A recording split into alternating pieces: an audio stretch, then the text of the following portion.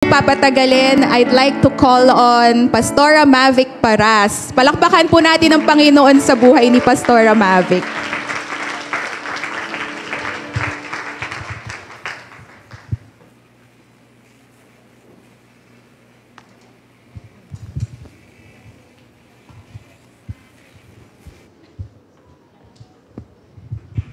Amen. Sino po sa atin excited ngayong umagang to? Alright. Pwede po ba natin itap yung katabi natin and say, may message siya si Lord ngayon. Amen, amen, amen. Today is actually the second Sunday of Feb. At alam naman po natin kapag Feb, ito po ay month of love. Okay? And few days from now, the world will be celebrating what we call Valentine's Day. Yung iba po ay tinatawag itong Hearts Day. Diba? At kanina po merong isang announcement. Ito po yung activity ng YA that's coming sa next Sunday po. Ito po yung, ang title nun ay, sige, nag-quiz tayo. Jowa ka na ba? At meron po doon, maliit doon, nakalagay ay, Siya na ba Edition? Siya na ba Edition? Sabihin nga natin, Siya na ba Edition?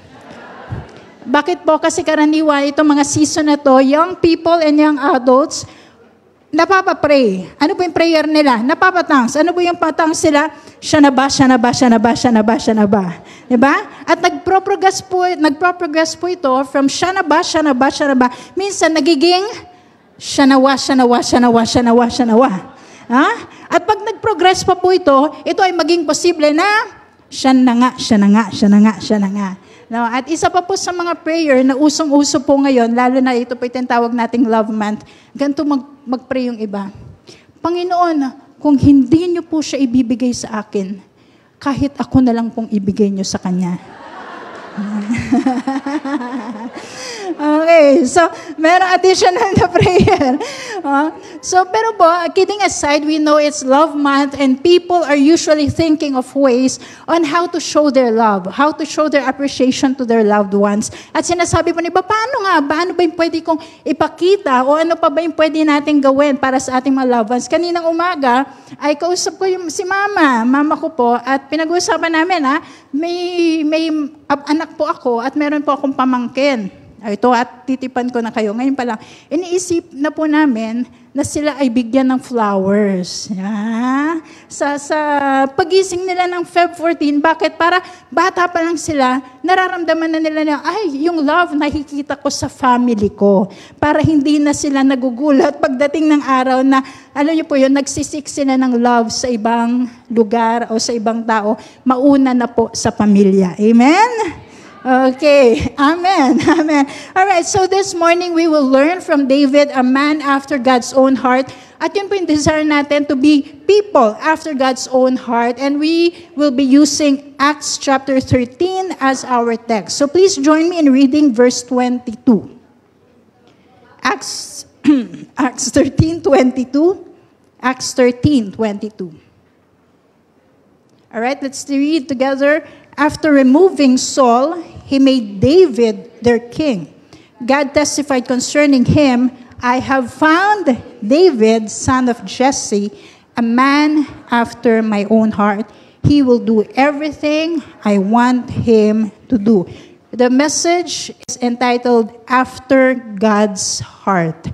After God's Heart. Let's pause and let us pray.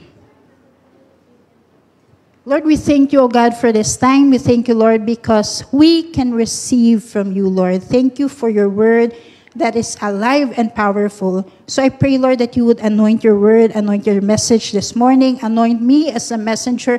Lord, I ask for downloads from heaven, O God, and for all of us, Lord. I pray for anointing of learning. Thank you, Lord, because your anointing breaks the yoke. And Lord, right now I pray, let there be a holy stirring up of fresh hunger. Let there be a fresh stirring up of hunger and thirst for you, O God. Lord, that we would long for you, O God, that we would be people after your heart, God. Lord, so here we are. We open our hearts to you. Speak to us, Lord. We are listening, O God. In Jesus' name, everybody say, Amen, amen, amen. So again, after God's heart. Kanina po, we were able to read the passage. It's actually from Acts 13:22. And here you would notice that in this passage, or in that particular verse, God did not say, I have found David, son of Jesse, a man who is perfect. Yan po ba yung napansin nyo sa Bible natin? Di ba, it did not say there that David was the son of David, that he is a perfect man. And if we will take a look sa buhay po natin, we can say that we are also imperfect people, right? Kasi si Lord, He is an all-knowing God, and He knows our past, our present, and our future, and that includes David's weaknesses and failures. Alam na po ni Lord.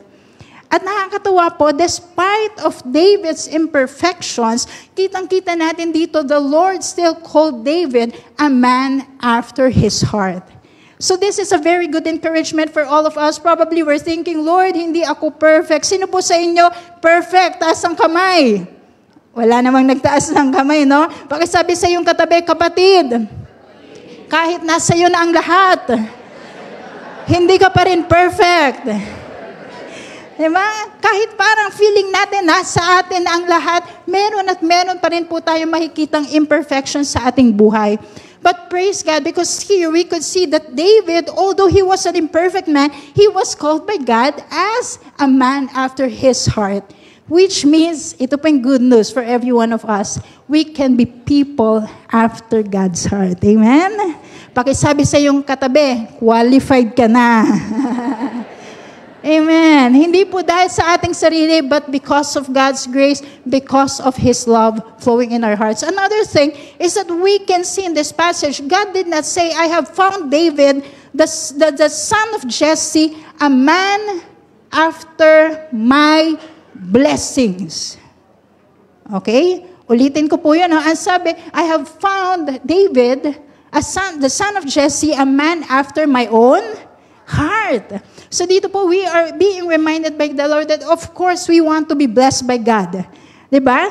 Sino po sa atin gusto natin yung favor ni Lord sa ating buhay? Gusto natin yung blessing ni Lord sa ating buhay. Pero po dito, hindi po tayo nandito sa ating church o hindi tayo nagdumalapit kay Lord just to be blessed by God. Bonus na lang yon. Pakisabi sa iyong katabi, may bonus ka kay Lord. May isang kanta po, hindi ko na talaga kakantahin. No? Last po ako napag-preach dito, napakanta ko eh.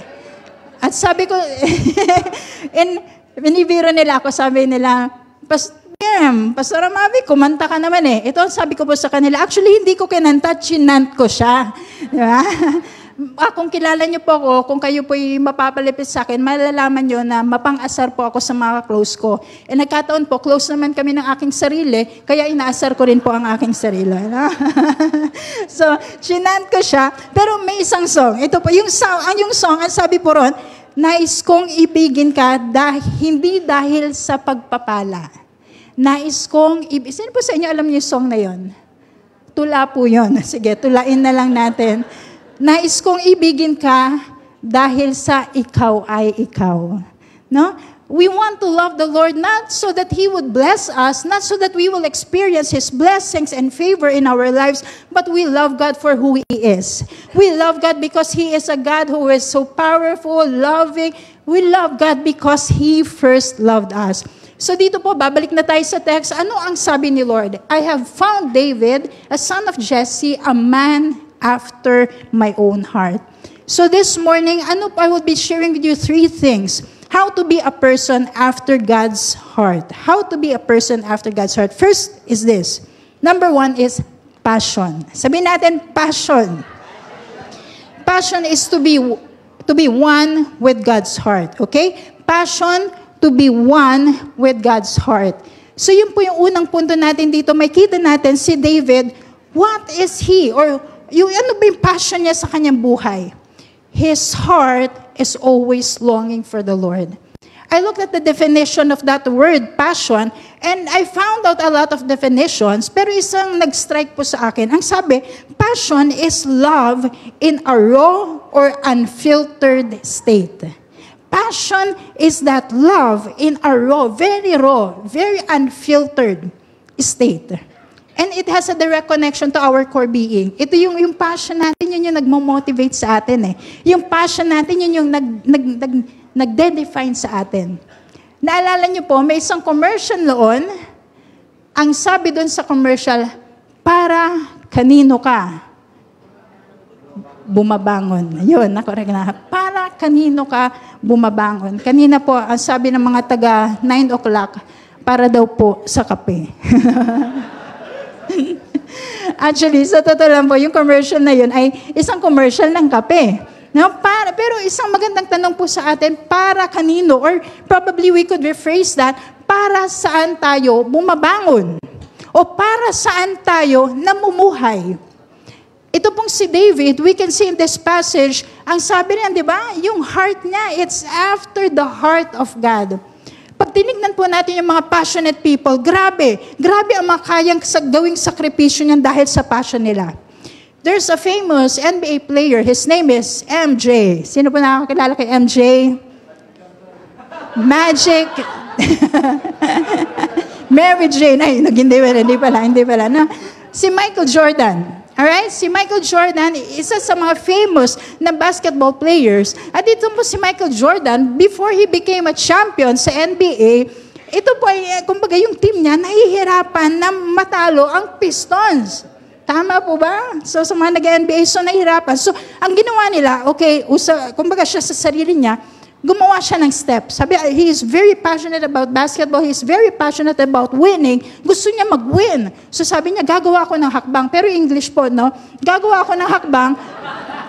Baka sabihin niyo po, nagtagalog si Michael Jordan eh. So, I will do something. I need to do something. Ang ginawa po niya, every 5 in the morning, babangon po siya at magkakaroon siya ng intense workout. At ang nakakatuwa po, his teammates actually joined him and they became the Breakfast Club. Sino po sa inyo gusto niyo maging miyembro ng Breakfast Club? 5 o'clock ng umaga gigising na. Di ba parang, ako po ay night person. Actually, bago dumating yung anak ko sa aking buhay, ang usual ko pong tulog ay 3 or 4 in the morning. So ngayon, maaga ang pasok niya, maaga rin po akong gigising. So minsan alam niya pa, pero okay, para kanino ka bumabangon? Of course, kay Lord, pero may mga mahal tayo sa buhay. So here, going back, ito po si MJ o si Michael Jordan, meron silang breakfast club. 5 in the morning, sobrang intense workout nila. Take note that is in addition to their regular training. May training pa sila, gagising pa sila ng 5 o'clock, and after their intense workout, they will have a breakfast na sobrang, kumbaga, nutrient-rich breakfast. Wow. Yum. No? So, hindi po ito yung mga chichirya lamang na gusto na, very nutritious para makapag-replenish, talagang makapag-repair yung body nila. So, we talk about passion. We are thinking about these people. But in the Bible, praise God, because there are also a lot of characters who are very passionate about God. And one is David. That's why he's called the man after God's own heart. At mapapansin po natin kay David, we know, pag pinag-usapan po kasi heart, it is the seat of intellect. Pakitanong mong iyong katabi, ano lagi mong iniisip? Na malamang yan yung passion. Di ba? It is the seat of intellect, it is the seat of emotions, it is the seat of affection, pati yung will natin. Ito pong si David, tingnan po natin kung paano yung takbo ng kanyang isip. Psalm 63, verse 6. Psalm 63, verse 6. Psalm 63 is actually one of my favorite chapters or psalm in the Bible. Let us read together. Ready, set, go. On my bed, I remember you. I think of you through the watches of the night. In the Bible, isang night po, one night is actually divided into 4 watches. And every watch, yan po ay naglalast usually 3 hours. Or usually, talagang 3 hours po yan. So dito po, imagine natin si David. Ang sabi ng Bible, I think of you through the watches of the night. Ito pong si David, ang iniisip niya through the watches of the night. Hindi si Judith. Ilan po si Judith? Pag 15 na, at 30 na, due date na po yan. Diba? Pero dito po, kita natin si David, he was so passionate about God. He thinks of God masasabi natin, through the watches of the night. Another thing about David, Psalm 27:4. Psalm 27:4. Yan, basahin po natin sabay-sabay. Ready, get, set, go. One thing I ask from the Lord, this only do I seek, that I may dwell in the house of the Lord all the days of my life, to gaze on the beauty of the Lord and to seek Him in His temple. Dito po makikita natin, if David could have that one wish. Kanina, nakwento ko po sa 9 a.m., nung ako po ay bata. Pag bata, di ba, medyo gullible pa, naniniwala sa lahat ng mga mapapanood. Isa po sa napapanood namin ay Aladdin. Diba? Ano po yung kwento ng Aladdin? Meron siyang nakita na isang lamp. Tapos, itong lamp na to, from that lamp came a genie. At yung genie na ito, sabi kay Aladdin, I'm gonna give you 3 wishes. At anong bata po ako, naniwala ako dun. Naghanap ako ng lamp at iniisip ko na, just in case, may genie nga talaga. At bibigyan ako ng 3 wishes. Ano kaya yung iwi-wish ko? Sino ba sa inyo nag-isip ng ganon? Ano kaya yung iwi-wish ko? Yung pinagplanuhan nyo na, ito yung iwi-wish ko. So, may ganon po ako dati. But praise God, na-redeem na ni Lord, no? Ay, wala pala naman genie. Diba? Kay Lord ka, kung mangangarap ka, mag-wish ka, mag-pray ka na lang kay Lord. Amen? Pakisabi mo sa iyong katabi, kapatid, huwag ka na maghanap ng lampara. Diba? So going back to this passage, we can see here David saying, Lord, one thing I ask from you. Lord, this is what I'm seeking. Lord, that I may dwell in your house all the days of my life. Makikita po natin yung isang puso na sobrang in love kay Lord. Makikita po natin isang tao na sobrang desire niya na, Lord, I want to know you. Lord, I want to be so intimate with you. I want to be with you. Alam niyo naman po na meron po akong anak. No? Siya po ay 7 years old. And I'm teaching her things about the Lord. I'm teaching her about heaven. At minsan po sa isang discussion namin, sa pagkukwentuhan namin, tinuturo ko about Jesus. At sabi niya, Mommy, where is Jesus?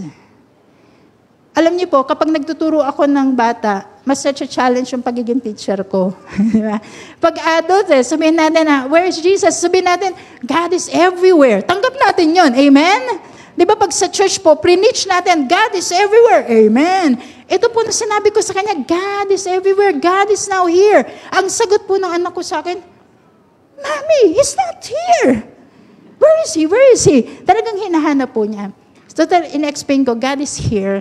Tapos, in-explain ko sa kanya, you know, God is also in heaven. Tapos, sinanong niya ako, yun na nga po, ito na, na-challenge na naman. Mommy, what is heaven? Kasi syempre, wala pa po siyang ganong concept ng heaven. So, in-explain ko po sa kanya, at para matulungan siya na ma-visualize niya yung heaven, naghanap ako ng picture sa Google, images, yan. Oh, ito heaven, naghanap po ako na andun si God na may akap-akap. Kumbaga, para makita niya na si Lord, sobrang love tayo. So, nakita po niya image na yon. Tapos, yung kinagabihan po na yon, ito pong anak kong to, sobrang nag-strike sa kanya image, yung concept of heaven, of being with Jesus, ito na. Yung gabing yon, iyak si Elise. Alam niyo po, iyak na todo-todo. As in, sobrang luha. Why are you crying? I want to be with Jesus. I want to go to heaven now. Ayan. Sabi ko, alam niyo ba yung pakiramdam ko na natutuwa ka na at the same time, huwag muna huwag ka muna punta na heaven. Kakakilala pa lang natin eh. Alam niyo ba yung mga ganon? No? So, may struggle na ganon. Pero after that, so natatawa, na kino-comfort siya, ina-explain sa kanya para mas malinawan siya. But after that, you know what I realized? Sabi ko, Lord, bigyan mo rin ako ng ganong puso. Puso ng isang bata na yung todo, kasi sobra po talaga iyak niya. Pinakita ko yung video nun sa iba. So sobra po talaga iyak na, I want to be in heaven. I want to be with Jesus. At sinasabi niya, I want to hug Jesus. I want to hug Jesus. Tapos, alam niyo po yung pwedeng gamitin ni Lord ng isang bata para magturo sa inyo. How much do I love God? How much am I passionate about God? Would I really cry out to the Lord and say, Lord, I want a fresh hug from you? No, na meron tayong, Lord, I want you in my life. I want you in my life. Let's remember si Paul. Ito pong si Paul, isa po siya sa mga masasabi natin, sobrang love na love din po niya si Lord. Let's take a look at Philippians 3. Philippians 3. Verses 7 to 8. Paul, alam po natin si Paul, siya ay Pharisee of the Pharisees. Si Paul, as for righteousness based on law, he was faultless. Pero ano po ang sabi ni Paul? Let's take a look. Ayan na po. Verse 7. Let's read together. 1, 2, 3, go.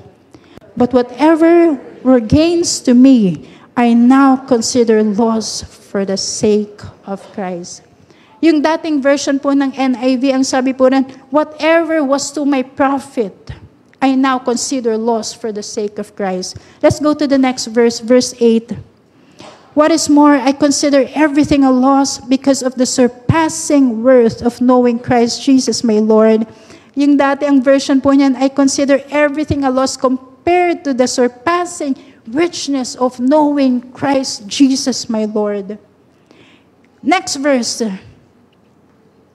Ang sabi po rin, whose sake I have lost all things. I consider them garbage that I may gain Christ.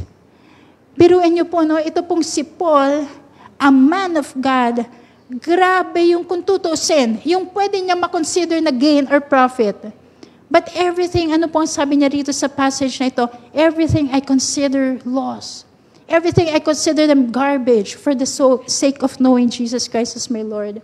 Pwede pong talan tayo sa verse 10. Verse 10. Habang inaantay po natin na ma-project yung verse 10, let me give you a short background of that passage. When Paul wrote this, that was actually 30 years after his born-again experience or his conversion. Sino po sa atin, nag-30 years na may relationship kay Jesus? Pwede nga pong pakitaas. Ay, praise God. No? Marami po. No? Yung iba sa atin, maaring less than 30 years. Pero here we can see a man, after 30 years of being intimate with Jesus, meron pa rin siyang prayer. Meron pa rin siyang desire. Ano po yung desire niya? Ano yung gusto niya mangyari sa kanyang buhay? In verse 10, isa sa prayer niya, Lord, I want to know Christ and the power of His resurrection and the fellowship of sharing in His sufferings. And I pray for all of us that we would have that fresh intimacy with the Lord, that we would have that fresh desire na, Lord, I want to know you. And when we say, I want to know you, yung kind of knowing na very intimate. For the past days, isa po sa mga pinagbababaran kong song, yung may song na, Lord, you are more precious than silver. Lord, you are more costly than gold. Na kapag iisipin po natin, si Lord, He is our greatest treasure. Sino po sa atin natutuwa dahil meron siyang relationship with the Lord?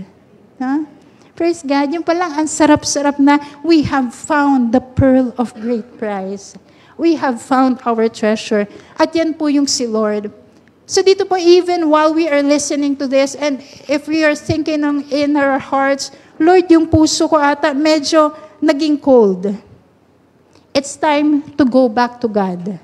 It's time to go back to God. Bakit po? In the first place, I think it was not God who moved, but it was us. Diba? May isa pong kwento, couple po sila. Matagal na sila mag-asawa. Sabi ng babae, basahin ko po. Sabi ng wife, we used to ride close together. Kumbaga traveling. When they're traveling, sabi nitong wife, we used to ride close together. Ang sabi po niya, now, we are on the opposite sides of the car.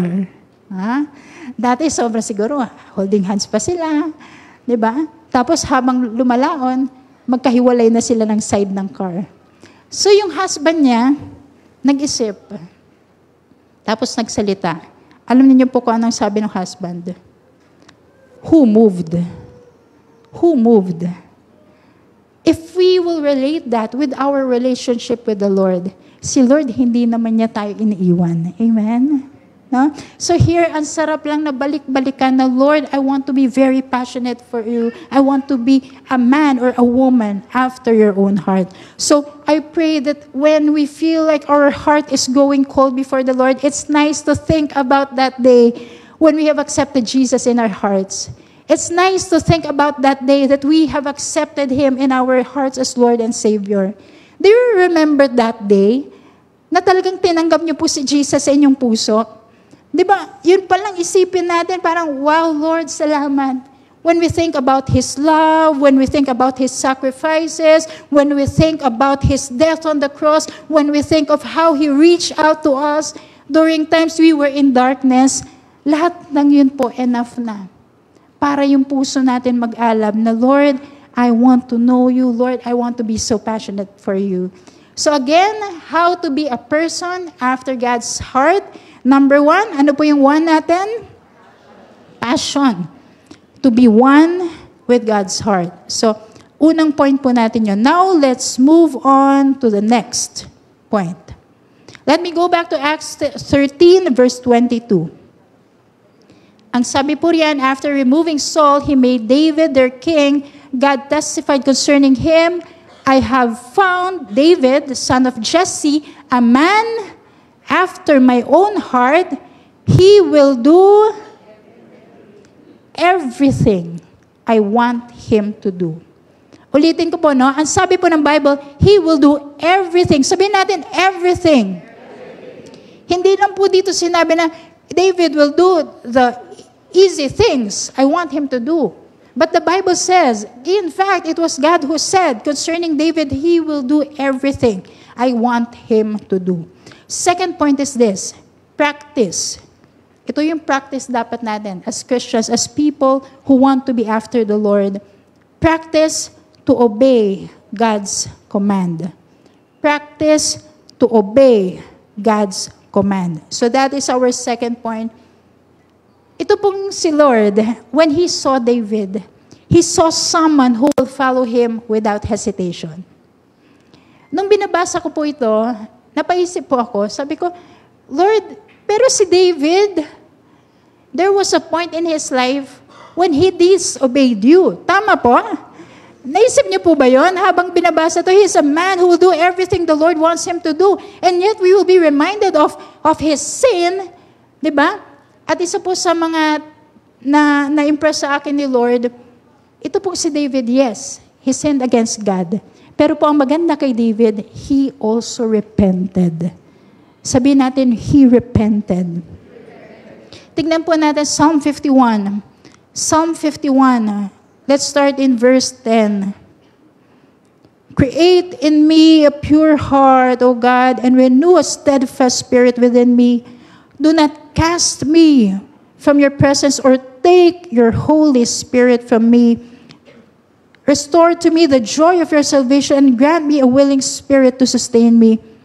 Dito po, medyo mag-i-inject lang po ako ng theological truth. Kasi dito sinasabi na, Lord, do not take your Holy Spirit from me. So baka po isipin natin, ay ganun pala. No, this is still the Old Testament. So ngayon po, we already have Jesus in our lives. Tapos po ang Holy Spirit nagdudwell sa atin. Pakisabi mo sa iyong katabi, good news. Ang Holy Spirit naninirahan na sa'yo. Okay? So, clear po tayo doon. So, let me go back to Psalm 51. Verse 13. Ang sabi po riyan, then I will teach transgressors your ways so that sinners will turn back to you. So, dito po nakakatuwa si David. After being restored by God, he did not just live a life of obedience. Hindi naging enough para sa kanya yon. Pero nagkaroon po siya ng desire na, Jesus, kumbaga, Lord, napatawad mo ko. Lord, use me. I will teach transgressors. I will teach sinners your ways. Lord, para sila rin, they will turn their back from sin and they will just follow you. May ganong desire si David. May ganon siyang practice. At ang nakakatawa po kay David, ito na, 1 Kings 15:5. 1 Kings 15:5 says, therefore David had done what was right in the eyes of the Lord and had not failed to keep any of the Lord's commands all the days of his life, except in the case of Uriah the Hittite. So yun pala yun. Yun pala yun. Yes, he disobeyed, pero po nagkaroon ng restoration sa buhay niya. At ang maganda kay David, all the days of his life, he resolved in his heart, I will obey the Lord. At dito po, let it be a challenge for all of us. Yes, there were times we have failed. Pero praise God, sobrang gracious siya sa atin.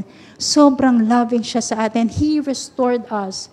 And here we are. I pray that we will have that desire. Lord, whatever you will say, whatever you will command me to do, I will follow you.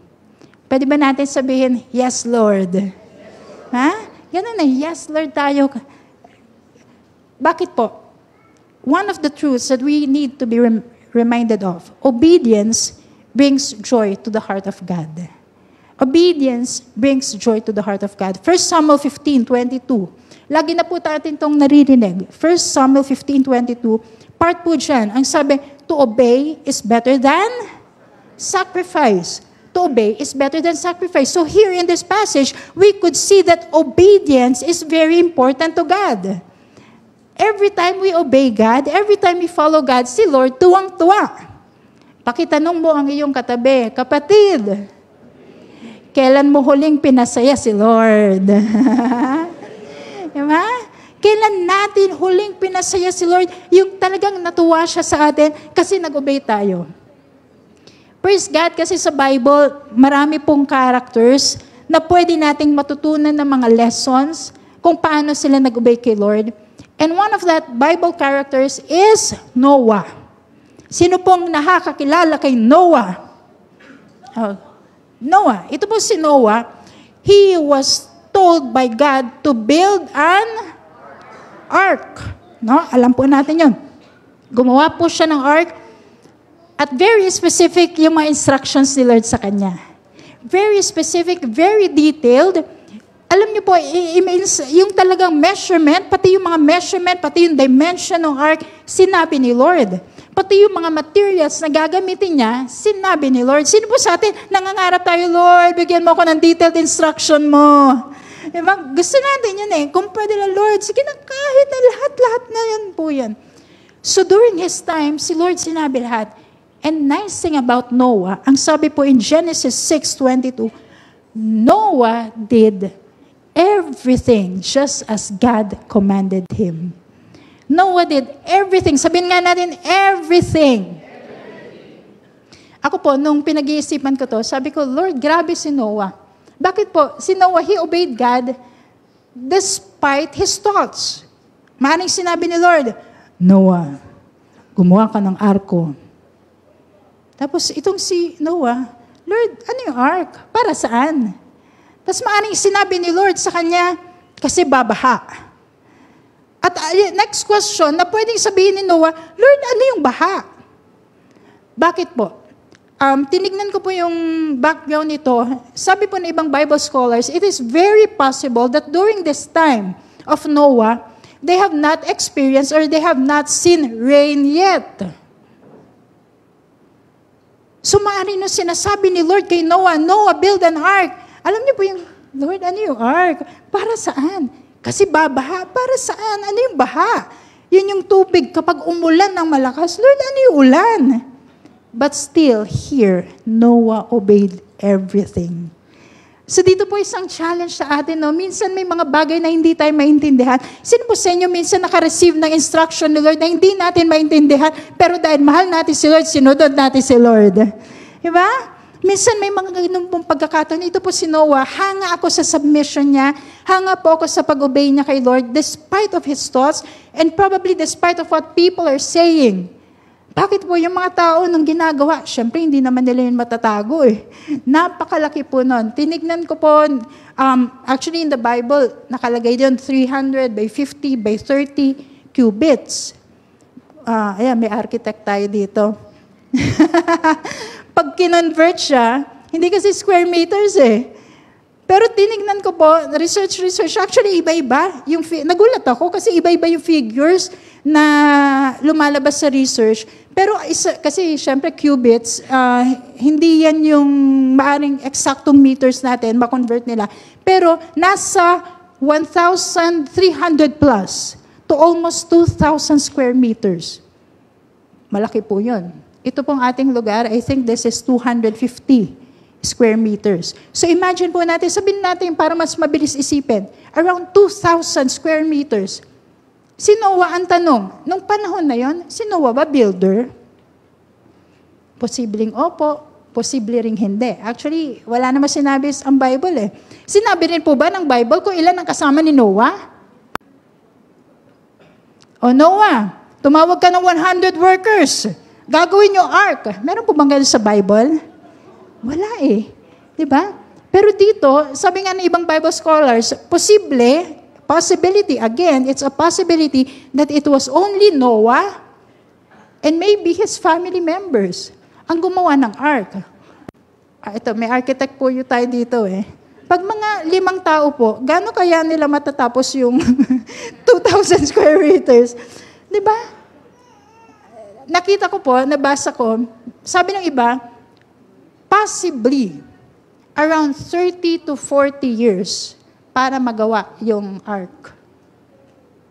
Sino po sa inyo kapag may inutos si Lord, anak, may papagawa ko sa iyo? Yun lang anak ha, mga 30 years mong gagawin. Sino po sa inyo, oo pa rin?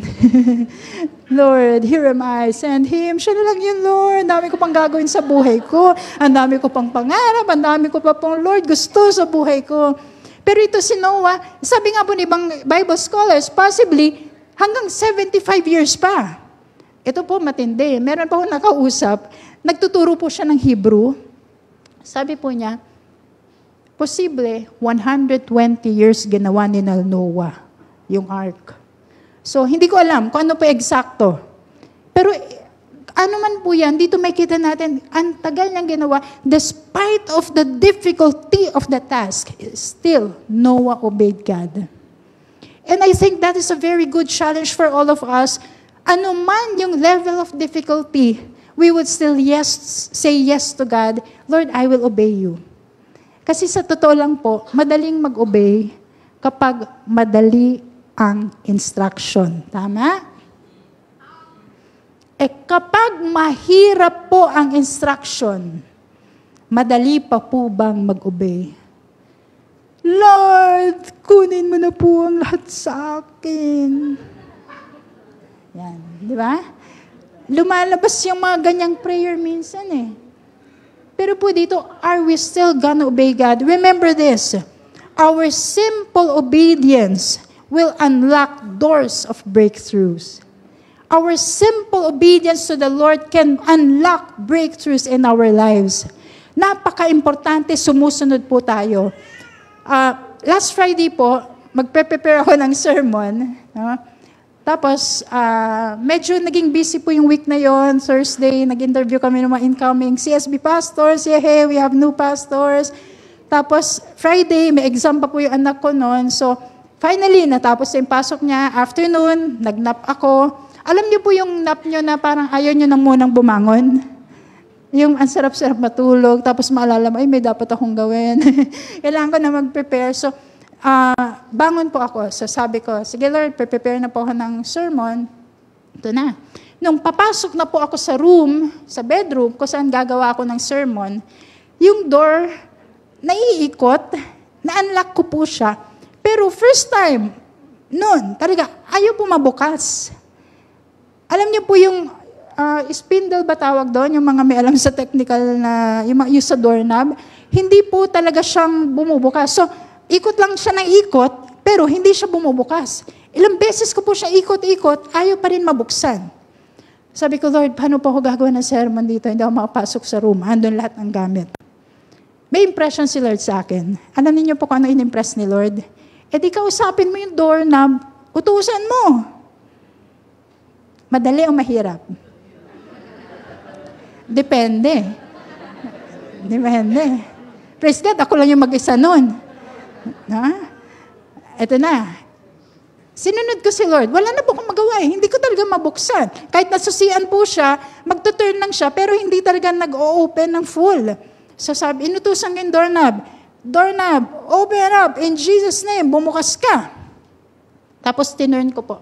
Alam niyo po pag turn ko, bumukas na siya. Tapos yung laman sa loob, tumalsik. Sige po, palakpakan natin si Lord.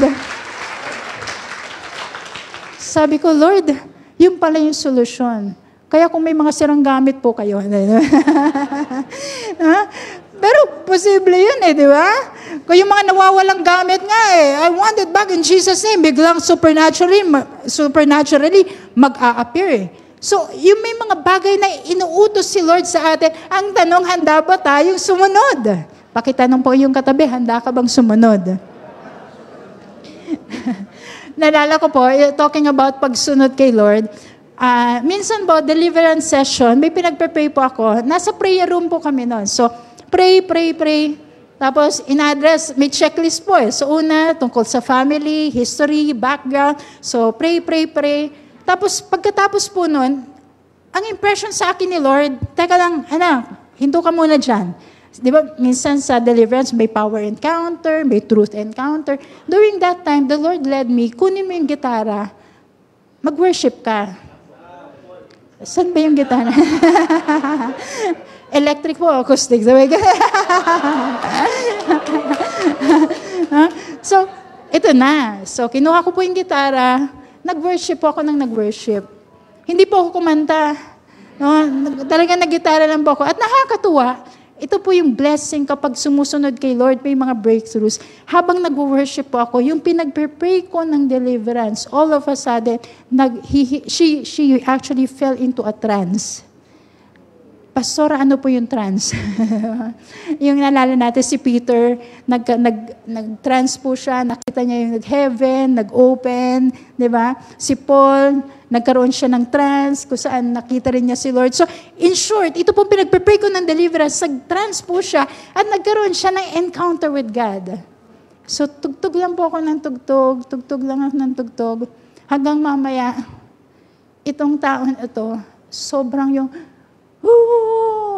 bakit? During that time, she encountered the Lord. Sabi ko, okay, tapos na yung deliverance natin. Okay ka na, dinala ka ni Lord sa heaven. So, alam niyo ba, habang pinakwento niya sa akin, yung experience niya, dinala siya ni Lord sa heaven. Ito yung mga nakita niya. Alam mo, parang, Lord, ako din.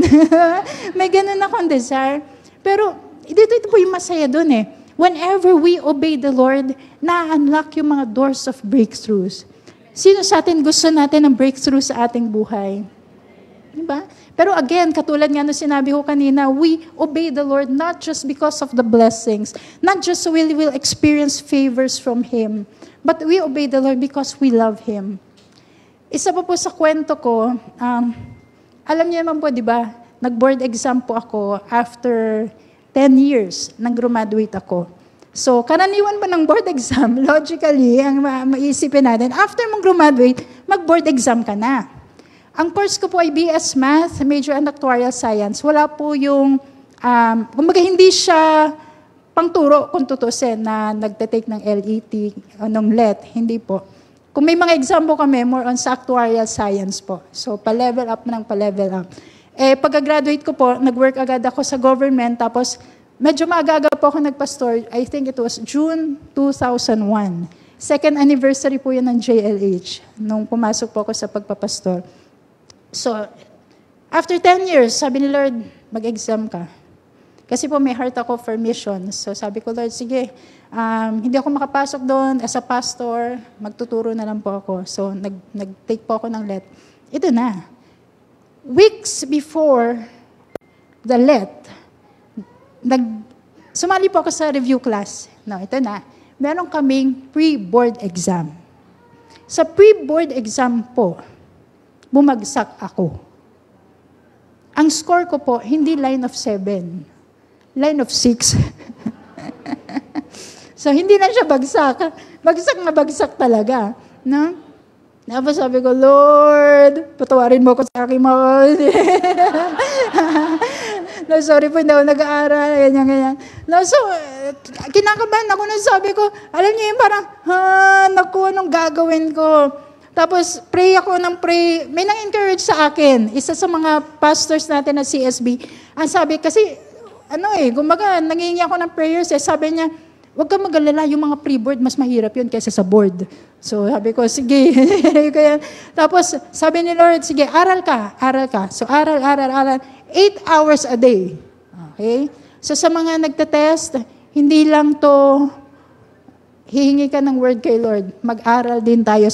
Kung may katabi po kayo estudyante, sabi mo sa kanya, mag-aral ka rin. Yeah.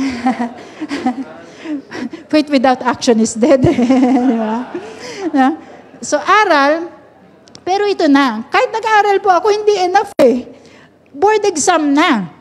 Umpisa pa lang, grabe na yung experience na yan. Kasama ko yung nanay ko, papunta po kami doon sa pagbo-board exam ko. Nagugulat, kinabahan ako kasi napansin ko halos lahat nakaputi. Mga kapatid, ako po, hindi ako nakaputi. Una pa lang sabi ko, hala, hindi ako na-inform. Alam niyo po kung bakit ako hindi na-inform.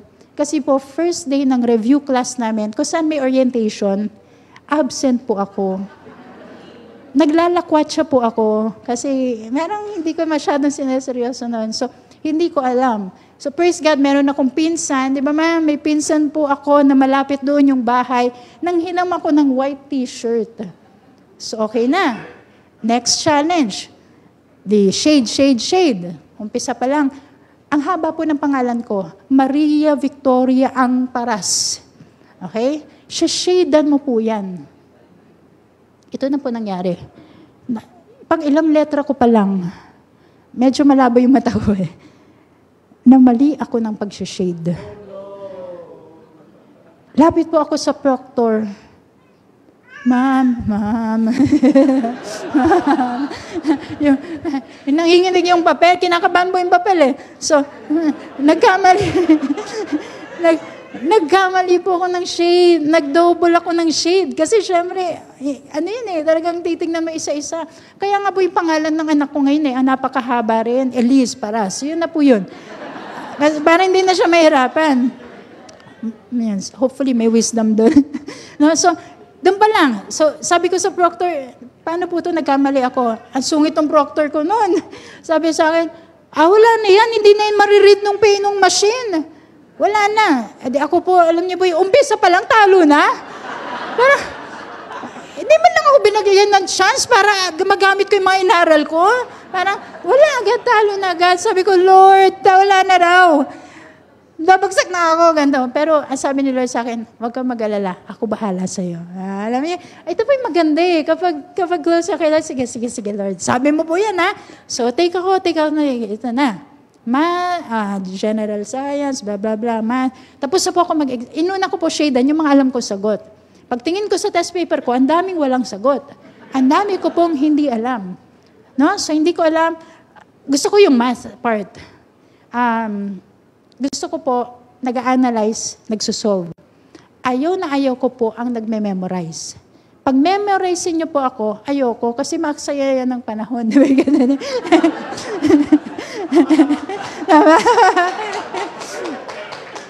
Ayoko na nagme-memorize yung mga scientific name. Hindi, ayoko yan, no? Pag may mga exam, nilalagay ko scientific name of ganito. Ganito lang po kakulit nung kabataan ako. Scientific name of ganito. Ilalagay ko siopaw. Alam niyo po yun, siguro yung teacher na nag-check ng papel ko, bakit may siopaw dito? Hindi ko po alam kung ano-ano lang yung mga isusulat ko doon sa papel. So dito po, para magka-idea kayo kung anong klaseng estudyante po ako dati. No? So, ito na exam. May mga hindi ako, ito na. Thank you, Lord. Lord, hindi ko pa alam yung sagot sa ganito. Ano po sagot dito? Letter D. Letter D, paano po naging letter D? Shade. Ang dami po nun. Kaya po ang nangyari dun sa board exam, ako po yung huling nagpasa. At nung pinasa ko, naalala po ako ng proctor eh. Sabi niya sa akin, anong nangyari sa'yo? Kasi last po ako nag-submit. Pero ito po yun eh. Nung pagkatapos na, naalala ko noon, after noon, may debut sa CSJ. Sa Timog pa po nun, umattend kami ng debut. Right after board exam, punta po ako sa CSBQC. May debut. Dinanong ako ng mama ko, kumusta? Naku ma, malabo. Malabo. So, ganun ako kakabado po. Tapos, fast forward, labasan na ng, actually hindi ko alam. Hindi ko alam na lalabas na yung result ng exam. Meron akong kaklase, nag-message sa akin, lumabas na daw yung result ng board. Wala po akong internet noon. Nung panahon na yon, yun po yung dapat. Para kung gusto mong makapag-internet ka, dapat may card ka. I-scratch mo yung card na yon. Sino ba nakaabot sa ng ganun? Ay, thank you Lord, ha? Ngayon kasi ang dali-dali lang mag-load di ba? May internet, may data. Dati po dapat bibili ka ng card, i-scratch mo yan, di ba? Dati hindi ganun kadali ang buhay. Pag magre-research ka, talaga hahanap ka naman. Anyway, so, ito na. Pinky, si best friend ko, sabi ko, pakicheck naman yung result ng board. Tapos ito na. Mamaya, sa kabila ng linya, may tumitili. Nasa retreat ka ng CSB rin nun. Nasa retreat po siya ng CSB nun. Gabi po yun, biglang tumitili. Sabi niya, Mavic, tapit ka! Tapit ka! Sige thank you Lord. Thank you Lord. Bakit ko po ito sinishare? Para makita natin na ang sarili natin hindi sapat. Right? Hindi naman po sapat But whenever we obey the Lord, may mga breakthrough na nag-aantay sa atin. Amen? Amen. Amen. So, sige, thank you, Lord. So, let us obey the Lord. So, again, how to be a man or a woman, how to be a person after God's heart. First point, ano po yung first point natin? Passion. To be one with God's heart. Number 2, practice to obey God's command. Pag may sinabi si Lord, pakisabihin sa iyong katabi, huwag ka nang makipagdebate. Ha? Huwag na po tayo may pagdebate. And last point, third point. Number 3 is this. Let's go back to Acts 13. Tignan po muna natin ang verse 36. Can we read together? Ready, set, go.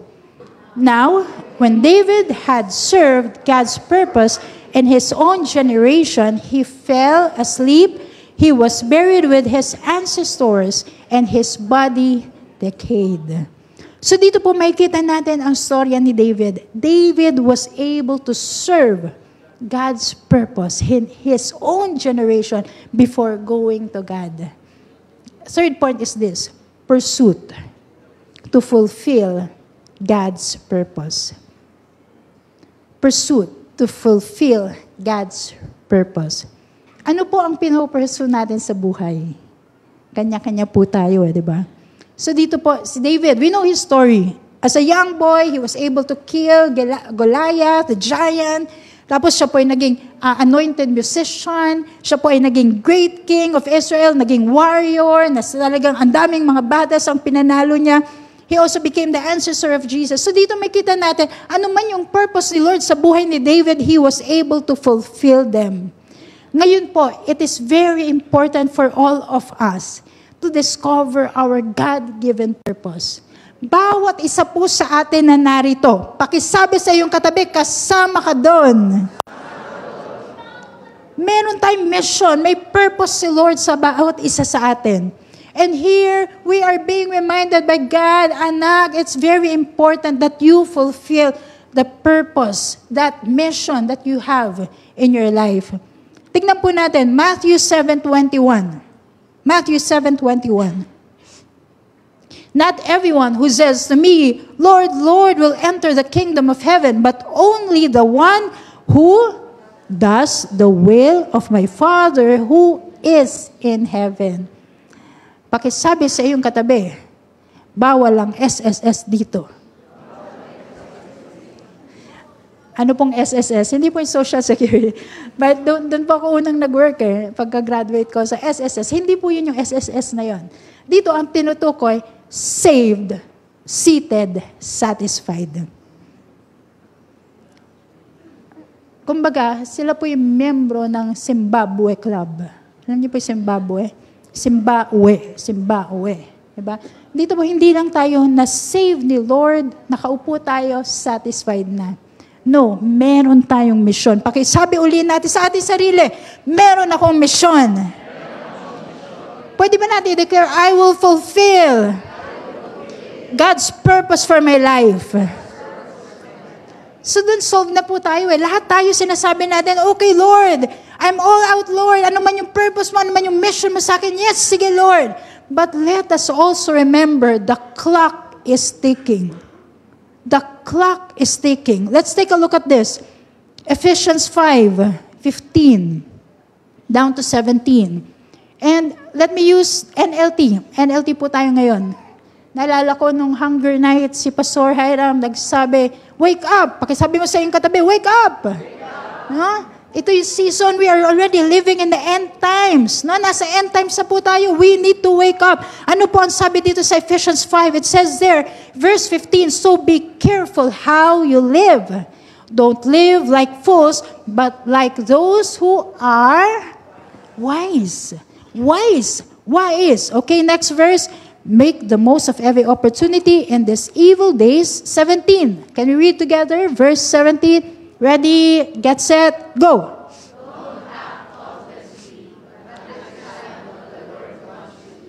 Amen. Amen. Sa aking Bible, naka-underline po yan. Understand what the Lord wants you to do. Understand what the Lord wants you to do. Nakwento ko po ang aking anak. Lagi kaming may conversation yan kapag gabi, bago matulog. Babasa kami ng Bible, we talk about the Bible, we talk about God, we talk about heaven. Kung ano man, kumbaga may pagtuturo po na nagaganap. And one night, tumingin siya sa akin, tapos umiyak ng umiyak. May pag-iyak siya, wala siya, nasa Sunday school siya. Umiyak po siya ng umiyak. Sabi ko, why are you crying? Nagulat po ako sa sinabi niya. Kasi, Mami, I'm still young. You are already old. Sabi ko, pambira itong anak kong to. Sabi ko, what? I'm already old? Napaka-honest ng bata eh. Walang filter. Diba po? Ito po sagot niya sa akin. Nung tinanong ka ito, ba't ko ba kasi tinanong? Sabi ko, why? Am I already old? Yes, you have lines here, you have lines here. Sabi ko, So, anyway, iyak po siya na iyak. Kaya niya po magsalita kahit umiiyak na gano'n. May talented po yung anak ko eh. Sobrang talented. So, umiiyak siya. Tapos, iyak siya na iyak. Why you're crying? Mami, I'm still young. 7 years old po siya. You're already old. You're gonna die. So, kasi yung topic po kasi namin yun eh, tinatanong niya ako kung ano yung pwede niya, ano daw ibibigay gift ko sa kanya pag nag-100 na ako. Kasi sabi ko, pag 100 na ako, baka nasa heaven na ako. No? So doon nag-umpisa yun, naiyak na siya, naiyak. Tapos in-explain ko sa kanya, no, don't worry anak. Siguro pag dumating na yung time na yun, although hindi naman natin alam kung kailan talaga, don't worry when that time will come, siguro may new family ka na noon kasi you will have a husband. Grabe pala pag magulang, 7 years old pa lang yung anak ko, pinagpe-pray ko na yung love life niya. Nakalimutan ko na po ipag-pray yung love life ko. Love life na lang po niya.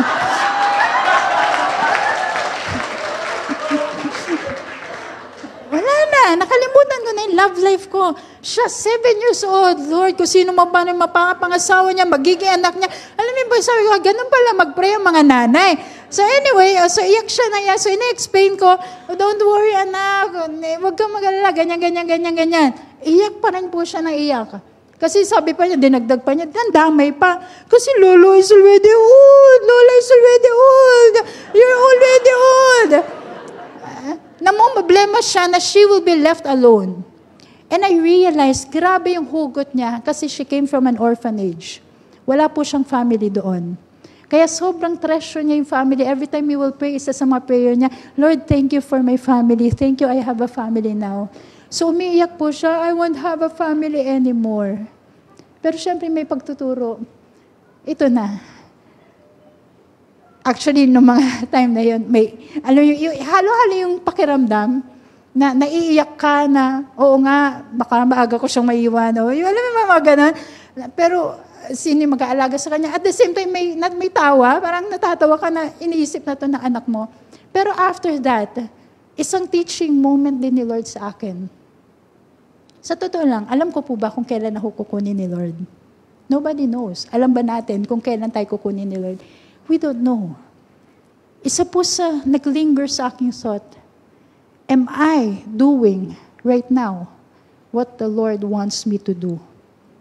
Am I fulfilling His purpose, His mission in my life? Am I doing what the Lord is asking me to do? Am I pursuing the things that God wants me to pursue? Kasi sa totoo lang po, pwede tayong maging very passionate sa isang bagay. Ang delikado, we're very passionate about something, pero hindi pala yun yung gustong direksyon ni Lord sa ating buhay. Right? Kaya it's very important to always seek the Lord's wisdom, seek the Lord's direction. Lord, what do you want me to do in my life? Lord, what do you want me to fulfill? Lord, bago mo pa man ako kunin, Lord, I want to be like David. Ito po si David, grabe no? Ang sabi niyan, before he went to God, ano sabi ng Bible? David served God's purpose in his own generation. Are we serving God's purpose in our lives? Or are we just doing the things that we want to do? Are we just doing the things that will make us happy, will make us comfortable?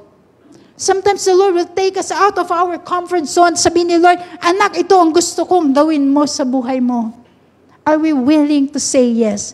Are we pursuing the things that God has in store for all of us? Are we doing the things that He wants us to do? Kamusta po tayo? Isa sa mga frequently asked questions, paano po ba malaman yung purpose ni Lord? Of course, you can pray about it. You can seek God's help. You can seek God's direction. There will be times, praise God, no? May mga times nagbibigay ng vision, may mga dreams. Pero, pastora, paano kung wala? Isa po sa pwede natin gawin, just explore. Use your talents. Use your spiritual gifts kung paano makakapaglingkod kay Lord. Explore natin, ano ba yung mga ways? How can I be a blessing to other people? Lord, I want to be part of something that is bigger than me, that is bigger than myself. Magkaroon tayo ng ganong desire na, Lord, I want to be part of something bigger. Isa pang akong lady preacher po siya. Nung nagsisik siya ng purpose ni Lord sa buhay niya, hindi niya alam kung anong gagawin niya. Hindi niya alam. So nag-explore po siya, nag-try siya ng iba, kung ano-anong ministries. Isa sa una po niyang trinay, sabi niya, she tried street evangelism. Sino po sa inyo ang tinawag ni Lord para sa street evangelism? Okay? Sino po sa inyo may gift of evangelism? Taas ang kamay.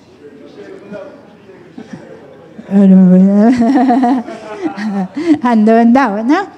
So, iba-iba tayo ng gifts. So, trinay po niya, although alam niya, andun yung role niya to evangelize, pero yung to do street evangelism, sabi niya, parang hindi ako dito.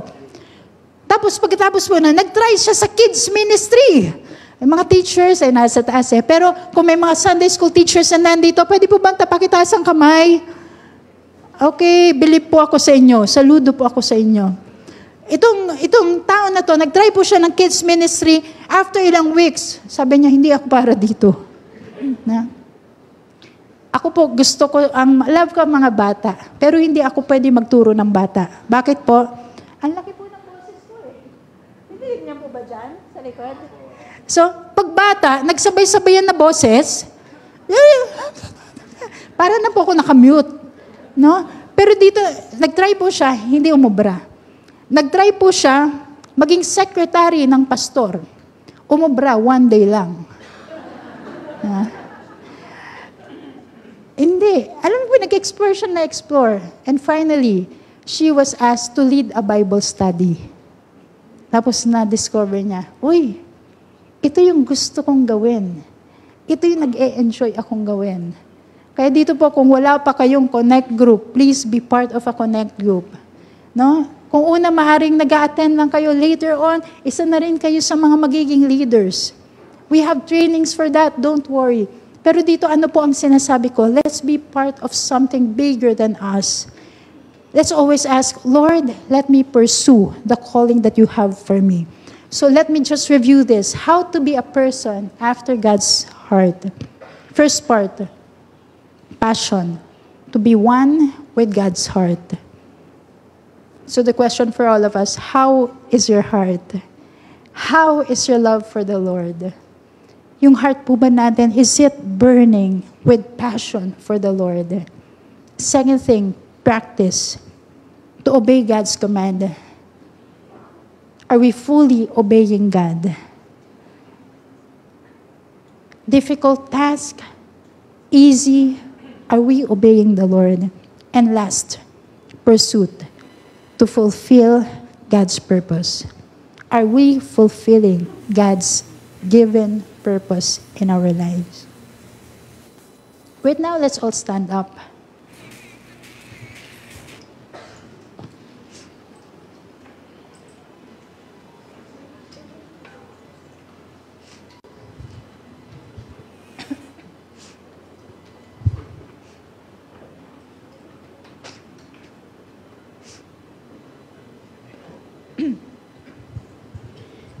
Lord, right now we come before you.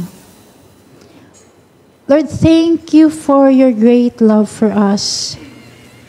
Lord, we are here and we are able to love you because you first loved us.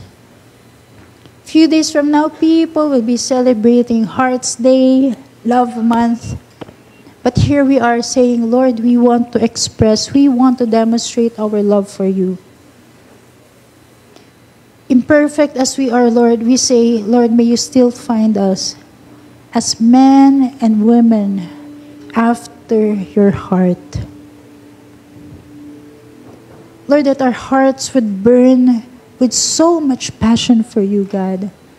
Oh, Lord, that we would love you with all of our heart, mind, soul, and strength. And Lord, we know, we have heard, Lord, to obey is better than sacrifice.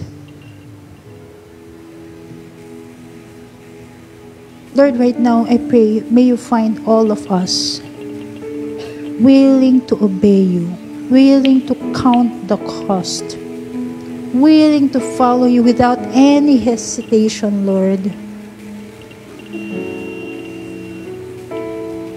Not so that you will bless us, not so that we will experience your favor, but because we love you, Lord, and we want to make your heart happy, Lord.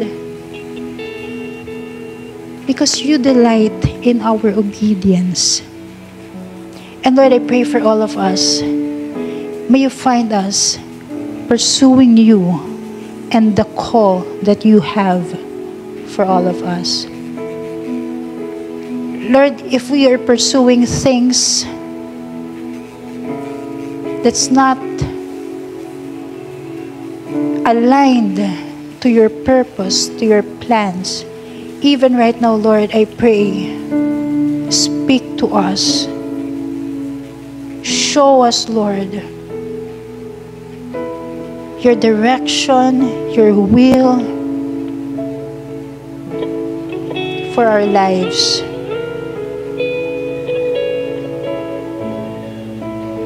Thank you, Lord. And Lord, whatever you will tell us to do, we say yes to you, Lord. We say yes to you.